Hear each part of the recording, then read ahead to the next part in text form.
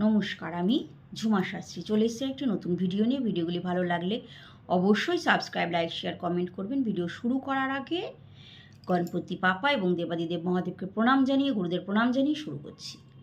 আজকে বলবো অক্ষয় তৃতীয়া সম্পর্কে একটা কথা বলবো। আমরা জানি 10ই মে শুক্রবার দিন অক্ষয় তৃতীয়া। তো সেদিনকে আপনারা অনেক কিছু অনেকের কাছ থেকে শুনে থাকবেন।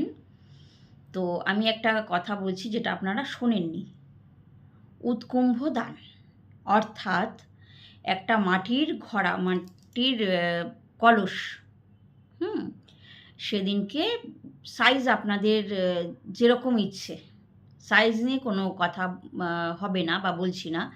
আপনাদের যেরকম খুশি সেরকম একটা মাটির কলসি নিয়ে নিন এবং তার মধ্যে জল ভরে, জলটাও কতটা ভরবেন সেটা আপনাদের ব্যাপার, পুরো ভরুন বা কিছুটা, অন্তত অর্ধেকের বেশি ভরে রাখুন।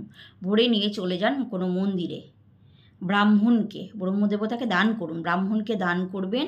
এবং সেটা যখন দান করছেন হাতে নিয়ে, তখন আপনারা বলছেন, মনে মনে বলবেন, এটা জোরে বলার দরকার নেই, আমি এই কলসিটি যার মধ্যে কিনা ব্রহ্মা বিষ্ণু মহেশের বাস রয়েছে সেটি আমি আপনাকে দান করছি, আর আমার মনের যে কামনা বা ইচ্ছে রয়েছে সেটা যেন পূর্ণ হয়, এই আশীর্বাদ করুন।